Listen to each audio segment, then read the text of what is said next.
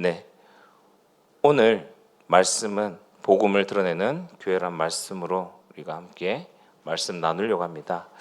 우리가 매주 주일 예배 자리에 저희가 서 있습니다.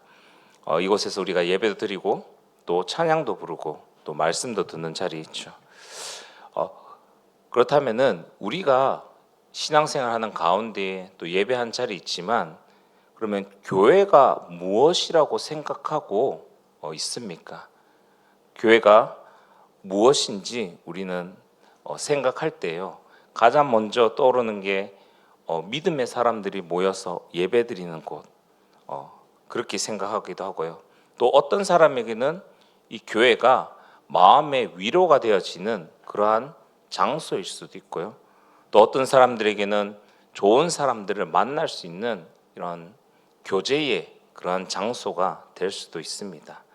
물론 그런 모습들도 교회 안에 있지만 성경은 교회를 그렇게 설명하지 않고 있습니다. 오늘 본문에서 바울은 교회를 아주 분명하게 이야기하고 있습니다. 오늘 디모데에게 편지를 쓴 이유도 바로 여기에 있죠. 에베소 교회 안에서는요, 이미 거짓 가르침이 들어오고 또 사람들이 그 가운데서 복음이 흐리고 다른 가르침을 퍼뜨리고 있는 것을 볼 수 있습니다.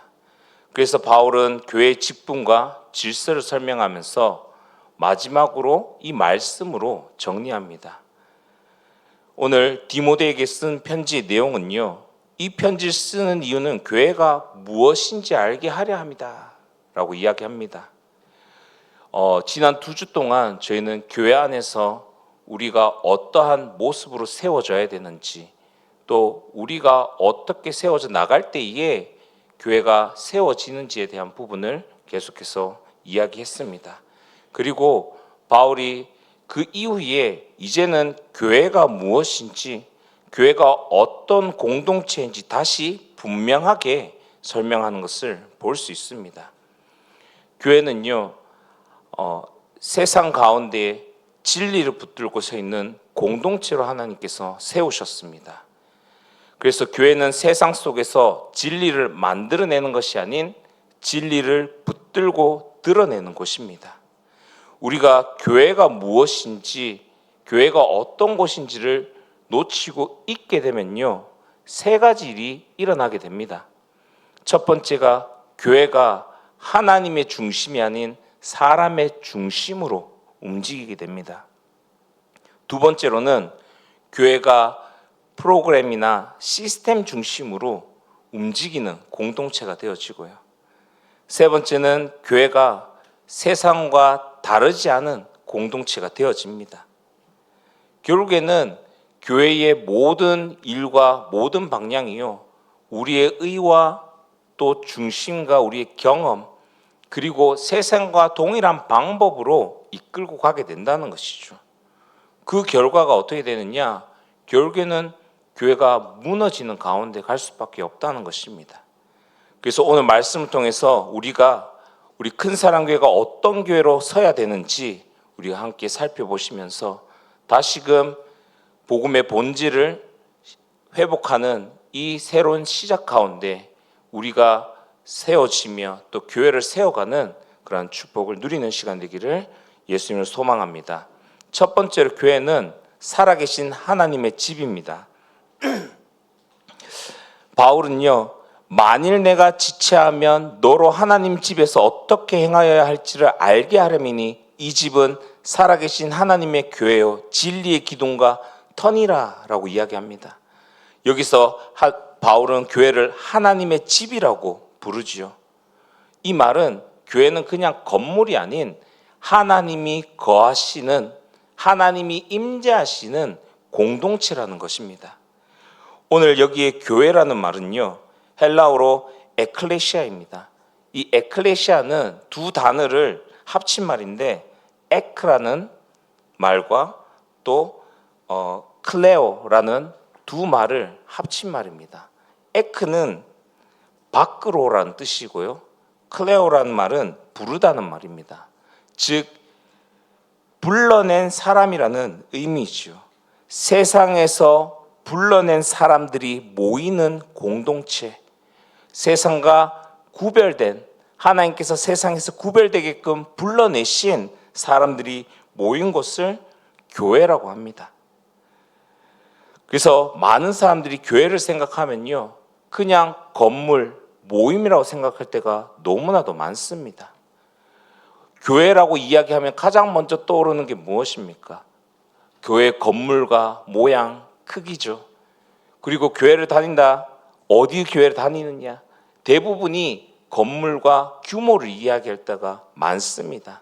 하지만 우리는요, 성경에서 이야기하는 교회는 조금 전에 얘기했지만 세상에서 구별되게끔 하나님이 불러내신 그 사람들의 모여있는 곳이 교회인 것입니다.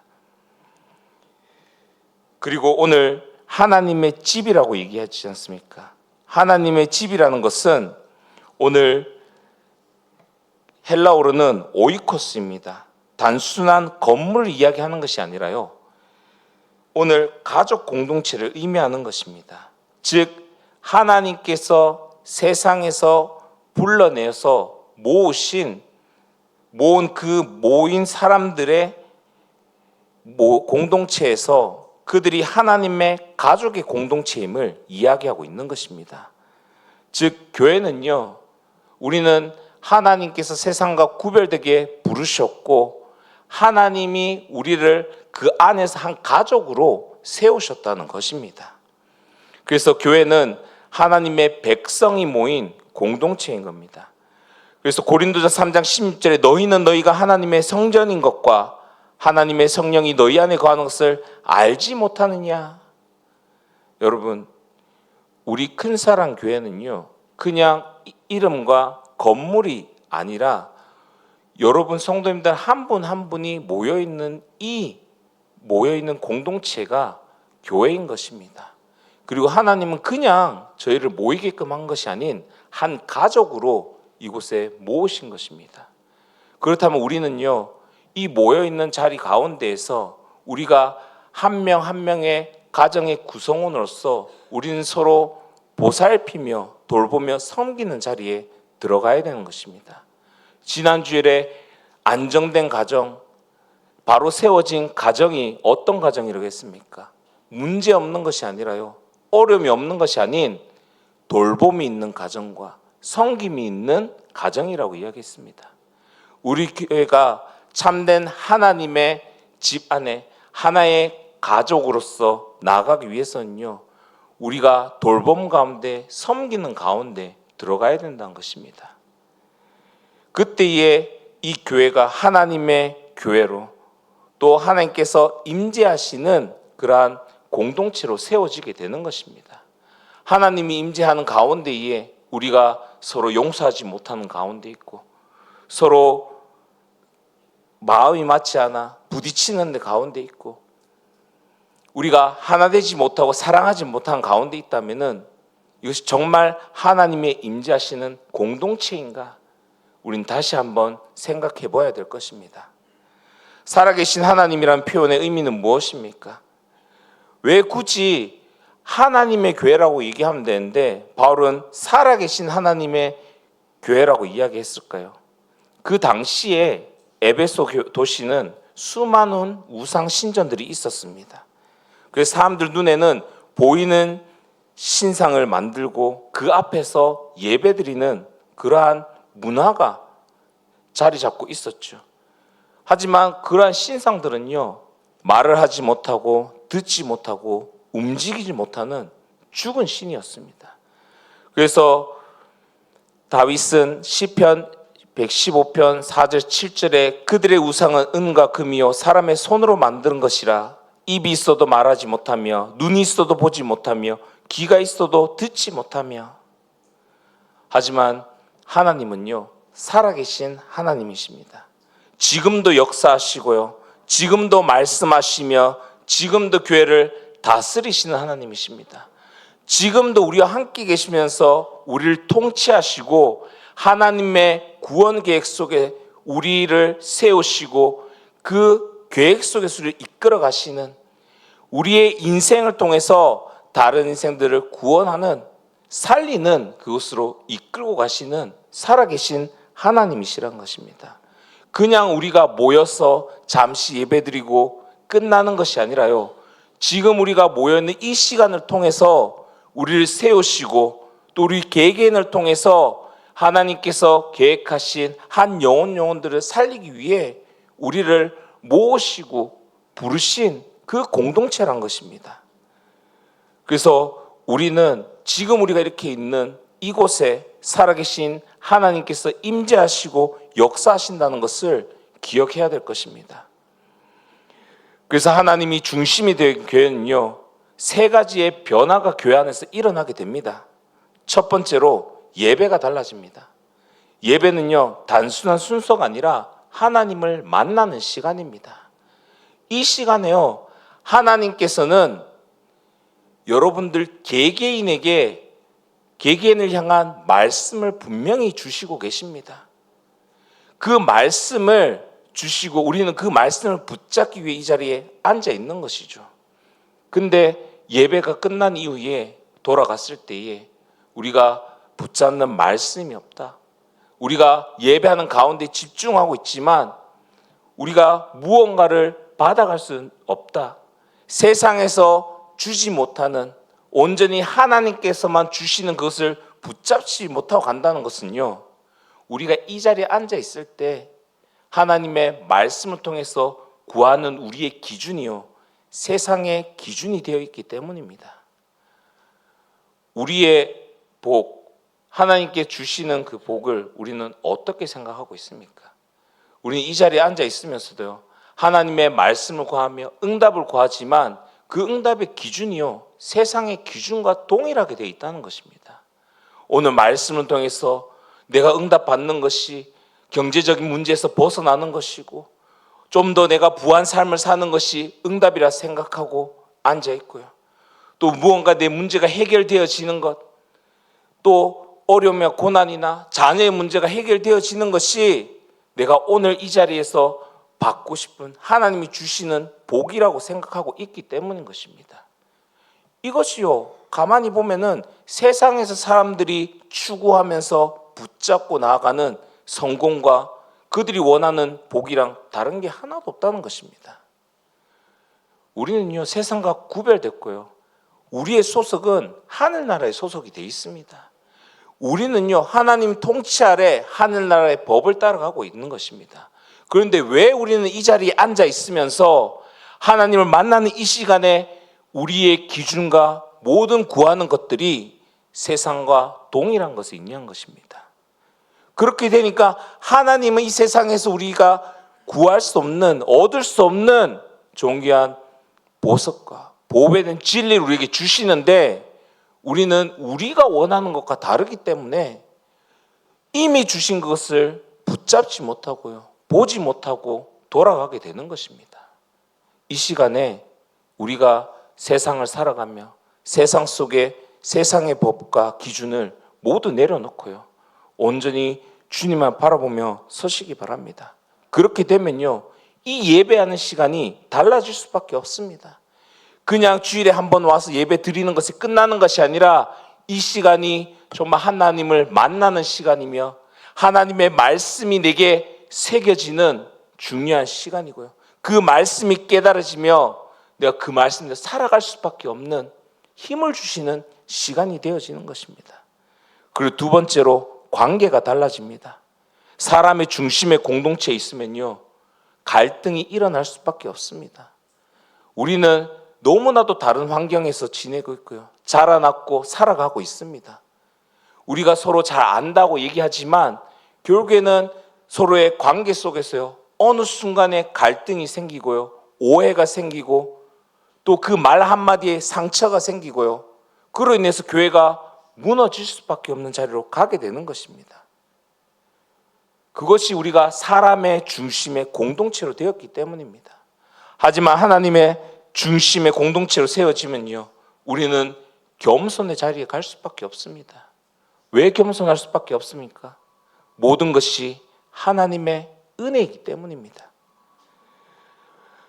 겸손과 사랑이 자랄 수밖에 없습니다. 하나님께서 나를 사랑하셔서 지금 이 자리에 구원하시고 하나님의 자녀의 자리에 세우셨기 때문에 그 사랑을 내가 누린다면 우리가 그 사랑을 다른 이들에게 베풀 수밖에 없는 것이죠. 그 자리가 어떤 자리냐? 섬김의 자리입니다. 여러분, 누군가를 섬긴다는 것은요, 내 위치가 섬길 수 있는 위치에 있어야 되는 것입니다.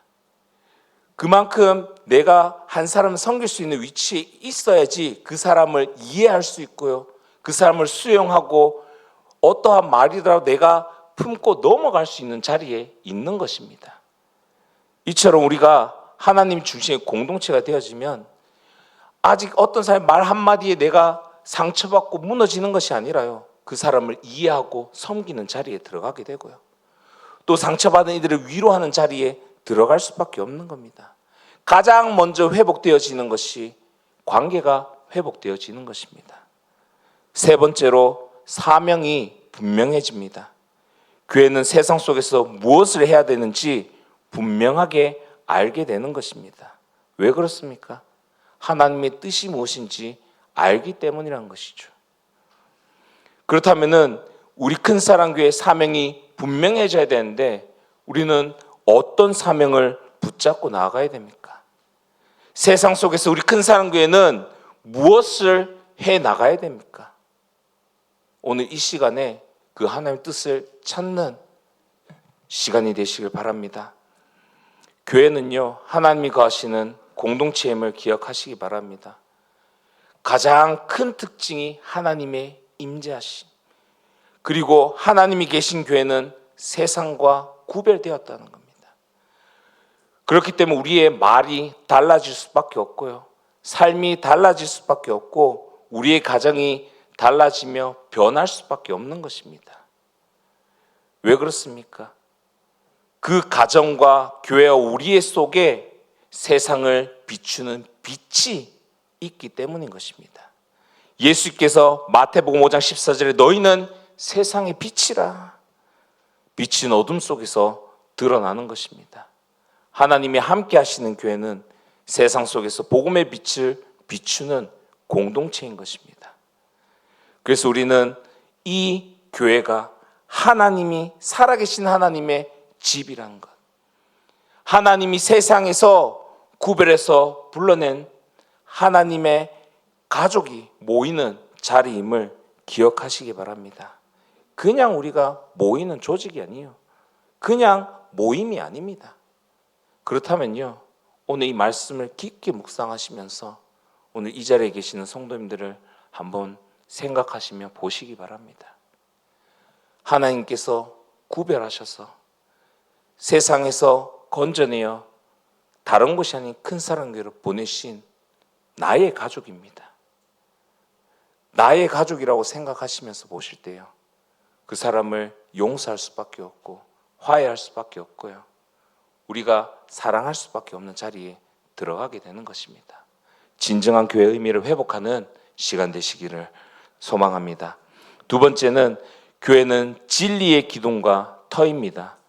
오늘 바울은 교회를 설명하면서 이 집은 살아계신 하나님의 교회요 진리의 기둥과 터니라 라고 이야기합니다.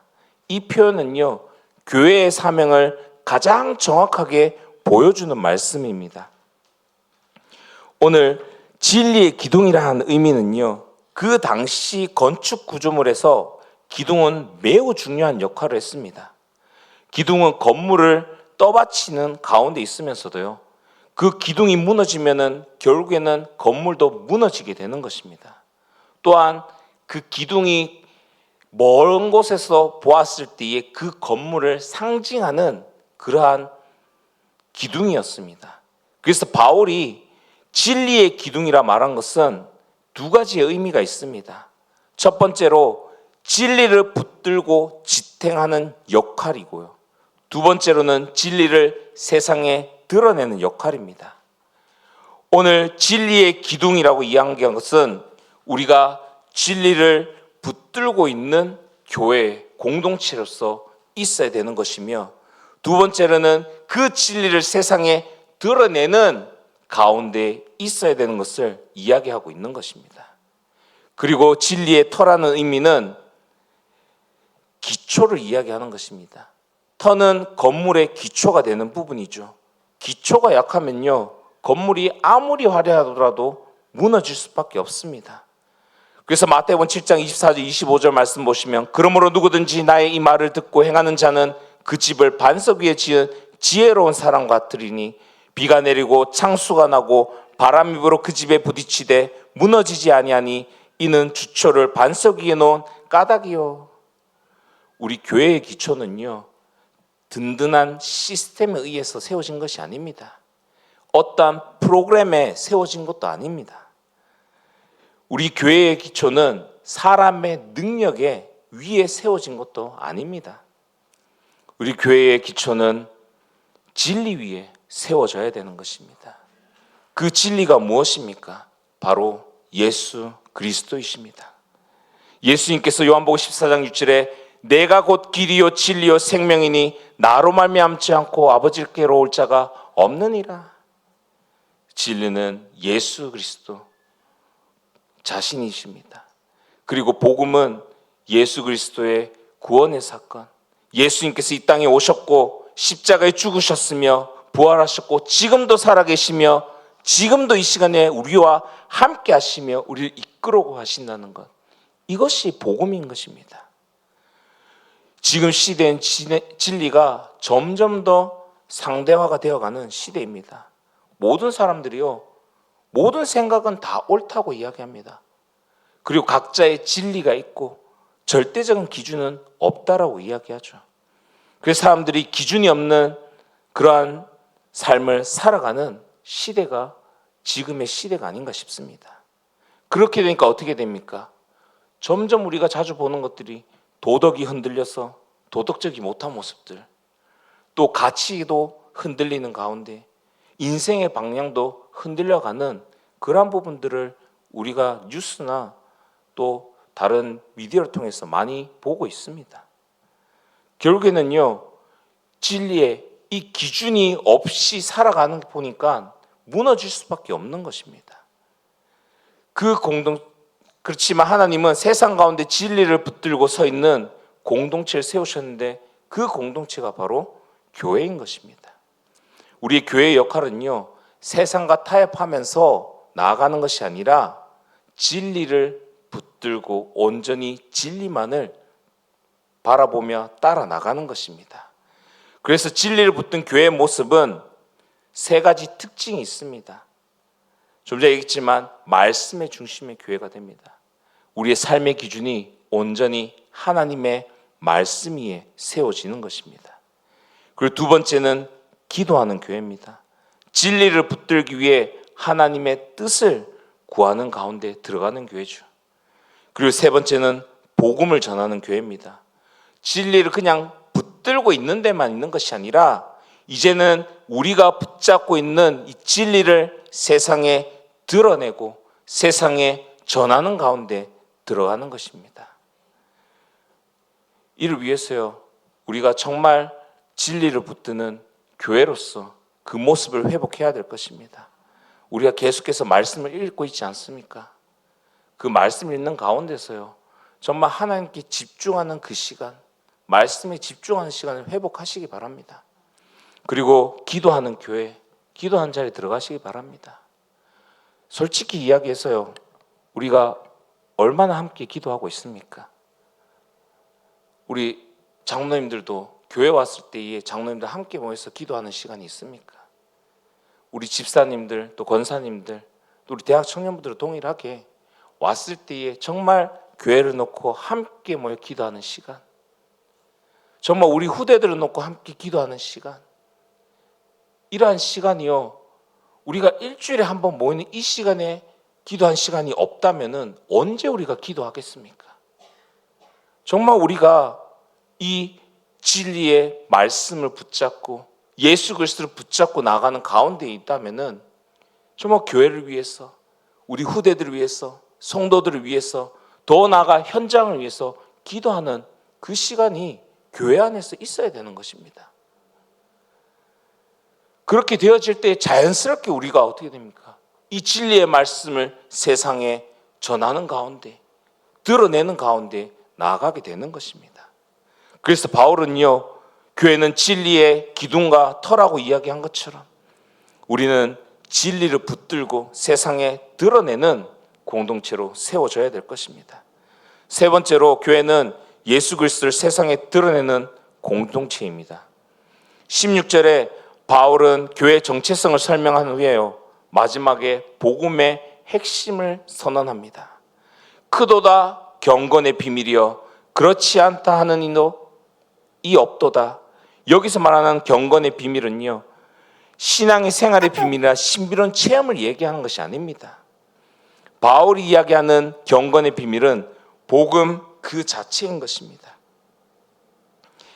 오늘 예수 그리스도의 사역을 또 6문장으로 바울이 요약하면서 설명하는 것을 볼 수 있습니다. 이 말씀은요, 초대교회가 사용했던 복음의 고백으로 알려져 있습니다.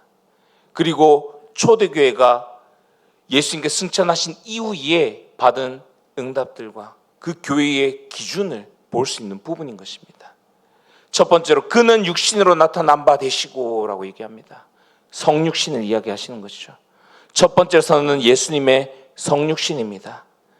그는 육신으로 나타난 바 되시고, 즉 예수님이 단순한 인간이 아닌 하나님이 사람이 되어 오신 분이란 뜻, 인간의 몸을 입고 이 땅에 오셨다는 것입니다.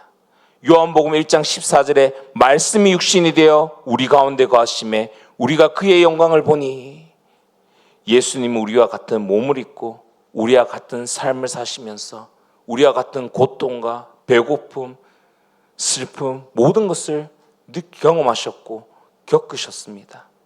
왜 그렇게 하셨습니까? 우리의 죄 때문입니다. 우리의 죄를 대신하여서 십자가를 지시기 위해서, 복음을 시작하기 위해서 예수님께서 그 모든 것을 경험하시고 겪으시고는 결국엔 구원 사역의 그 끝을 십자가에서 이루신 것입니다. 그래서 복음의 시작은요, 하나님이 우리에게 오셨다는 그 사실, 거기에서부터 시작되어지는 것입니다. 그리고 영으로 의롭다 하심을 받으시고, 두 번째 이야기를 하죠. 즉 예수님의 부활입니다. 예수님의 부활을 통해 하나님의 아들이심이 증명되었다라고 선포하는 것입니다. 로마서 1장 4절에 성결의 영으로는 죽은 자 가운데서 부활하사 능력으로 하나님의 아들로 선포되셨느니라. 십자가는요, 예수님의 실패와 패배가 아닙니다. 하나님의 구원 계획의 완성을 의미하는 것입니다. 그리고 부활은 예수님이 참된 구원자시라는 하나님의 선언이십니다. 그래서 이것은요, 우리가 가장 중요하게 붙잡고 가야 되는 진리이자 핵심인 것입니다.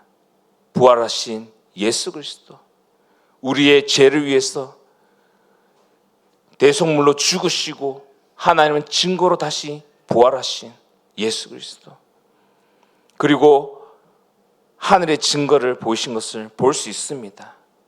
세 번째 선에 천사들에게 보이시고라고 이야기하시죠. 예수님의 사역은요, 땅에서만 이루어진 사건이 아닙니다. 하늘도 그 사건을 증거했음을 오늘 볼 수 있습니다. 예수님이 탄생하실 때에 천사들이 나타났고요, 또 예수님 부활하실 때도 천사들이 나타났습니다. 그리고 40일 동안 제자들 훈련하신 이후에 승천하실 때에도 천사들이 나타났음을 볼 수 있습니다. 이것은 무엇을 의미합니까? 예수 그리스도의 사역은 단순한 그냥 역사적인 사건이 아니라 하나님의 구원의 역사라는 것을 보여주고 있는 것입니다. 오늘 그것을 이야기하고 있는 것이죠. 그리고 네 번째 선언은 만국에서 전파되시고 선교를 이야기하고 계십니다. 예수님의 복음은 이스라엘에만 머물지 않았습니다. 온 세상으로 퍼져나갔죠. 예수님이 승천하시기 전에 제자들에게 무엇이라고 말씀했습니까?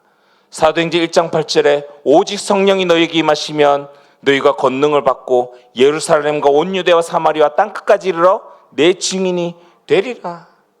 교회는요, 복음을 붙들고 지키는 공동체일 뿐만 아니라 더 나아가서 이 복음을 전하는 공동체여야 합니다. 그래서 세상과 단절되어서 나가는 것이 아니라 오히려 우리는요, 세상으로 나아가서 이 복음을 드러내고 전하는 가운데 있어야 되는 것입니다. 그리고 다섯 번째 선언은 복음의 열매를 이야기하고 있습니다. 세상에서 믿음 받으시고 복음이 전파될 때 사람들은 예수님을 믿기 시작한 것을 볼 수 있습니다. 사도행전 교회를 보시면요, 복음이 전파될 때마다 사람들의 삶이 변화되는 것을 볼 수 있습니다. 죄인이 변화되고요, 가정이 변화되고 도시가 변화되어진 것을 볼 수 있습니다. 복음의 능력인 것입니다. 복음의 능력은요, 사람의 삶을 바꾸는 능력이 있습니다. 로마서 1장 16절, 내가 복음을 부끄러워하지 아니하노니 이 복음은 모든 믿는 자에게 구원을 주시는 하나님의 능력이 됨이라. 오늘 우리가 이 복음을 담고 있으면요, 그 복음이 우리를 변화시켜 갖고요, 그 복음을 우리가 드러내는 가운데 있으면 내가 있는 그곳에서 사람들이 변화되어지고 내가 있는 그 지역이 변화되어지고 바뀌어지게 된다는 것입니다. 우리가 실제로 우리 삶을 통해서 이 복음의 능력을 체험하는 가운데 들어가셔야 될 것입니다. 그리고 마지막으로 예수님의 승천과 통치를 이야기합니다. 영광 가운데 올려주셨으니 예수님은 부활 후에 하늘로 올라가셨습니다. 그리고 지금도 하나님 우편에 앉아 계셔서 세상을 다스리고 계십니다. 히브리서 1장 3절에 그는 하나님의 영광의 광채시요 그 본체의 형상이시라 능력의 말씀으로 만물을 붙드시며 라고 이야기합니다. 예수님은 그냥 지나간 과거의 인물이 아닌 지금도 살아계셔서 교회의 머리 되시는 분이십니다. 그 예수님이 우리 교회의 중심이 되어져야 되는 것입니다. 많은 교회들이요, 여러한 다양한 활동과 프로그램을 진행하고 있습니다. 사역도 많고요, 행사도 많이 하고 있죠. 그러나 교회의 중심이요, 복음이 아니라 이러한 행사와 또는 프로그램, 사역에 치우치게 되면요, 결국에는 그 교회는 방향을 잃게 됩니다. 우리의 방향은 무엇입니까? 세상에 빛을 비추는 것입니다. 우리가 붙들고 있는 진리된 이 복음의 말씀을 세상에 드러내는 것이 우리 교회의 방향인 것입니다. 그리고 이 교회의 중심이 항상 예수 그리스도가 될 때에 이 복음이 통해서 교회가 살아나게 되고요, 더 나아가 복음이 중심된 교회가 세상을 변화시키는 가운데 서게 되는 것입니다. 그래서 우리 큰사랑교회는요, 이 예수 그리스도를 세상에 드러내는 교회로 세워져야 될 것입니다. 이제는 우리가요, 우리에게 주신 사명을 우리가 이제 감당하면서 나아가야 될 것입니다. 우리가 가만히 있는다고 해서 회복되어지는 것 아닙니다. 우리가 지금 내가 힘들고 어려운 가운데 있다고 해서 그냥 예배에 참석하면 회복되겠지라고 생각할 수 있습니다. 하지만요, 우리가 예배하는 가운데에 참여하는 것만 있으면 어떻게 보면은 겉으로 우리가 회복되어지는 부분인 겁니다. 하지만 하나님이 원하시는 회복하시고자 하시는 것은 우리의 내면, 영적인 부분입니다. 그 영적인 회복의 시작이 언제 되어지느냐? 우리가 말씀을 갈급하게 사모하는, 말씀을 우리가 사모하는 그 자리에 있을 때 그 회복이 시작되어지는 것입니다. 그래서 우리가 말씀 듣는 자리에 말씀을 우리가 사모하는 가운데 있을 때 깨닫게 하시고요, 그 말씀을 우리가 살아갈 때에 회복시키기 시작하신다는 겁니다. 그 시작 가운데 우리가 실제로 우리가 있는 삶을 통해서 이 복음을 계속해서 드러내는 전도와 선교의 자리에 나가야 되는 것입니다. 우리가 그냥 가만히 있다고 해서 아니, 말씀을 붙잡고 믿는 가운데에 우리의 사명 감당으로 나아갈 때에 하나님께서 힘을 주시고요, 사명 감당할 수 있는 능력을 불어주시는 것입니다. 그래서 이제는 우리가 정말 전도와 선교의 방향을 두고요. 이제 안을 보는 것에서 안을 보면서 밖을 함께 보며 우리가 가지고 있는 이 복음을 전하는, 드러내는 가운데 서야 될 것입니다. 그래서 우리 큰사랑교회가 복음을 드러나는 교회로 살아가야 될 것입니다. 결론적으로요, 이를 위해서 우리는 교회의 세 가지 정체성을 회복해야 될 것입니다. 예배와 삶과 기도, 말씀이 살아있는 하나님의 임재 가운데 서 있는 교회가 되어야 될 것입니다. 하나님의 임재가 있는 교회는 예배가 살아있고요, 기도가 살아있습니다. 말씀이 살아있고요, 그 가운데 우리의 삶이 살아나게 되는 것입니다. 그래서 교회는 항상 하나님 앞에 서 있어야 되는 것입니다. 우리가 항상 하나님 앞에 서서 나아가야 되는 겁니다. 두 번째는 우리는 다른 것이 아닌 진리를 붙들어야 됩니다. 세상 살아갈 때에 우리가 많이 흔들릴 수 있습니다. 그렇지만 분명한 것은요, 참된 진리는 오직 예수 그리스도라는 사실. 그래서 세상과 타협하는 것이 아니라 오직 이 진리를 붙들고 나가는, 또 말씀의 기준이 되는, 복음이 중심이 되는 교회로 세워져야 될 것입니다. 그리고 세 번째는 교회는 복음을 세상에 드러내는 가운데 있어야 됩니다.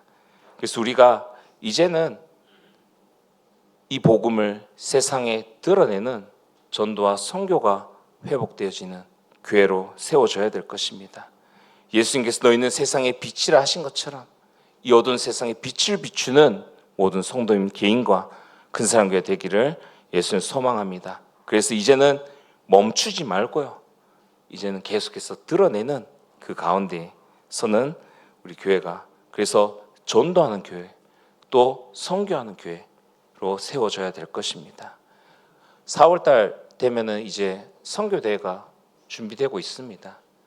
그래서 기도하시는 가운데에 우리가 함께 참여할 수 있도록, 그래서 이런 시간을 통해서 우리가 다시금 전도하는 가운데 또 선교하는 그 마음을 우리가 다시 회복함을 통해서 큰사랑교회가 이제는 복음을 드러내는 교회로 세워지기를 예수님을 소망합니다. 기도하시겠습니다.